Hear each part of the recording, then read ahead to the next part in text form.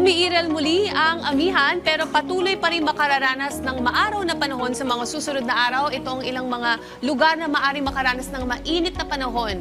Simula bukas ayon sa Pag-asa, posibleng pumalo sa 40 degrees Celsius sa Coron, Palawan, Puerto Princesa City sa Palawan at sa San Jose sa Occidental Mindoro. Posibleng umakyat naman sa 38 degrees Celsius sa Cuyo, Palawan at sa Rojas City sa bahagi ng Capiz.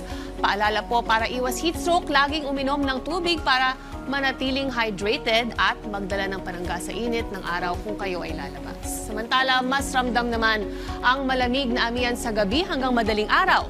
Yan ang dominanting weather system ngayong linggo. Meron namang namumuong sama ng panahon na nasa labas yan ng Philippine Area of Responsibility. Ayon po sa Pag-asa, nagpapaulan na yan sa ilang bahagi ng Visayas at Mindanao pero hindi po yan papasok sa loob ng ating bansa. Bukas sa Luzon, makararanas ng maulap na panahon at mahinang pag-ulan sa Cagayan Valley, Cordillera Region, Aurora, Quezon at nalalabing bahagi ng Bicol Region.